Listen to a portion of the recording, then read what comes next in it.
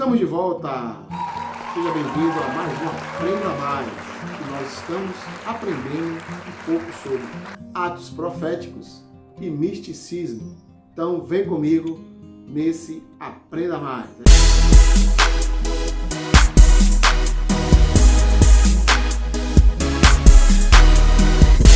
Muito bem, estamos de volta. Então, vamos lá para esse assunto que é muito polêmico.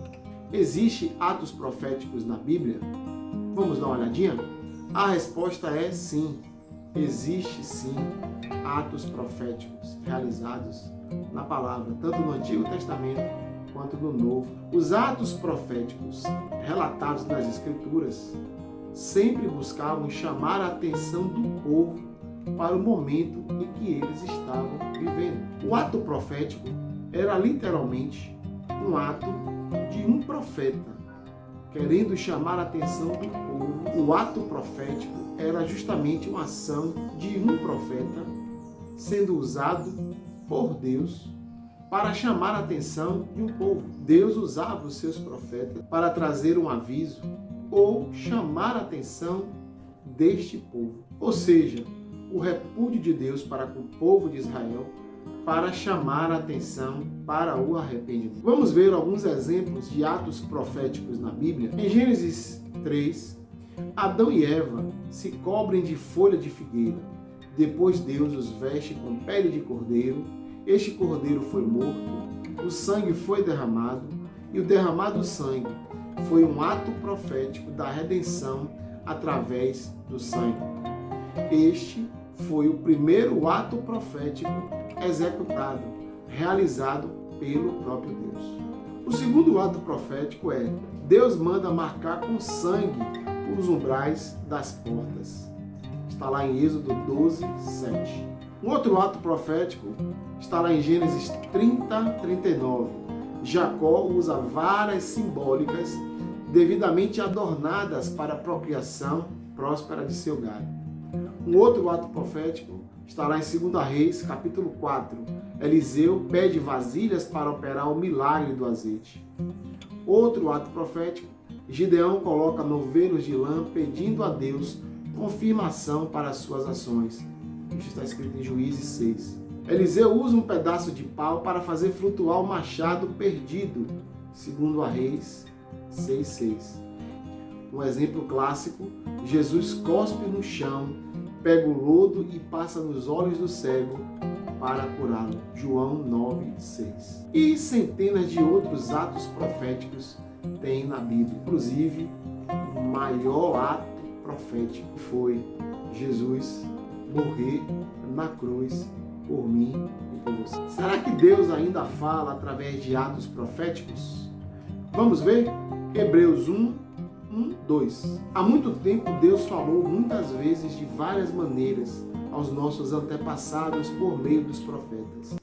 Mas nesses últimos dias falou-nos por meio do Filho, a quem constituiu herdeiro de todas as coisas e por meio de quem fez o universo. Então logo podemos chegar à conclusão que Deus sim falou por meio do seu Filho e fala também através do Espírito Santo que está dentro de mim e de você.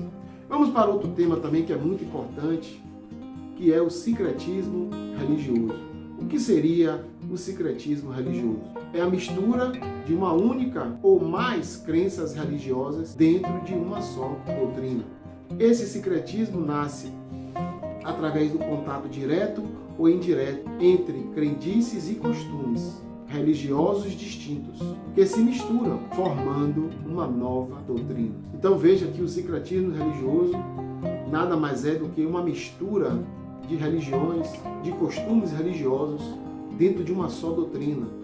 Vejamos mais um texto, está lá em Deuteronômio, no capítulo 20, versículos 16 a 18.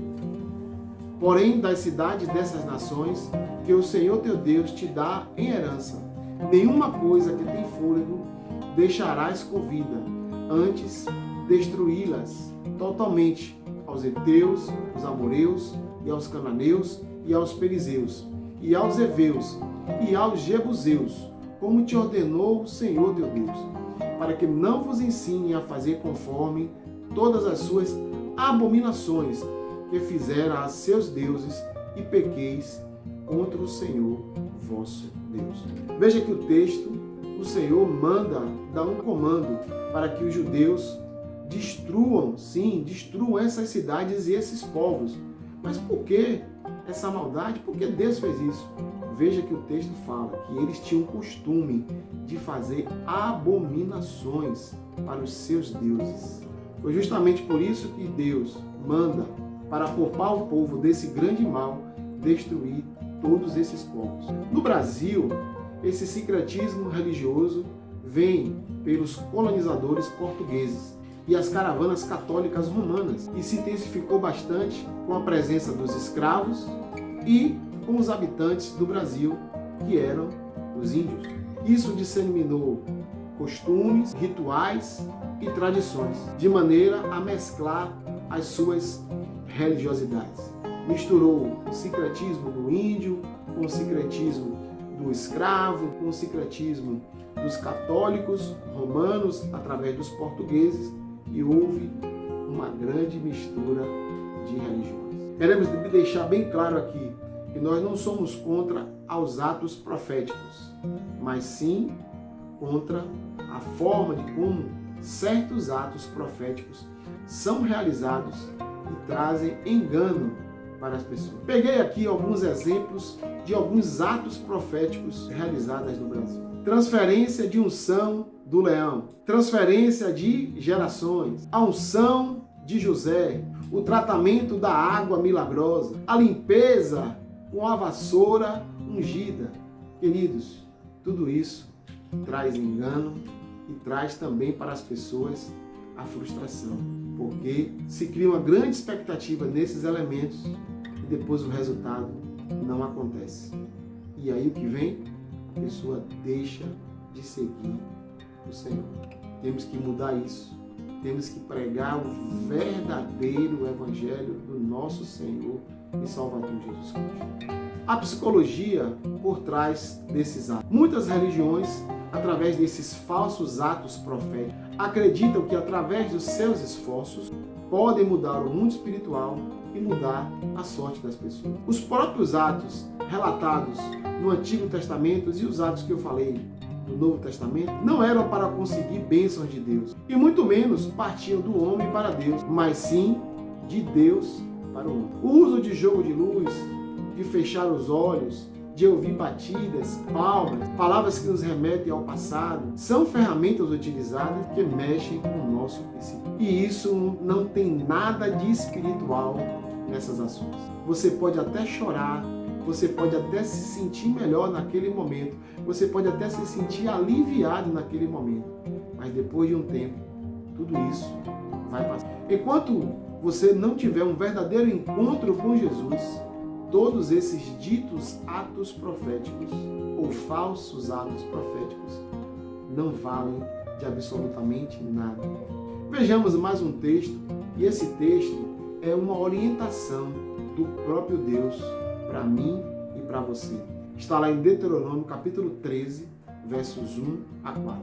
Se aparecer no meio de vocês um profeta ou alguém que faz predições por meio de sonhos e anunciar a vocês um sinal miraculoso ou um prodígio, e se o sinal ou prodígio de que ele falou acontecer, e ele disser, vamos seguir outros deuses que vocês não conhecem e vamos adorá-los, não deem ouvidos às palavras daquele profeta ou sonhador. O Senhor, o seu Deus, está pondo vocês à prova para ver se o amam de todo o coração e de toda a alma. Sigam somente o Senhor, seu Deus, e temam a Ele somente. Cumpram os seus mandamentos e obedeçam-lhe, sirvam-no e apeguem-se a Ele. Que palavra tremenda! Fala tanto para o povo daquela época, quanto para o povo que vive hoje. Deus verdadeiramente conhece o passado, o presente e o futuro. Dê somente ouvidos à voz do Senhor.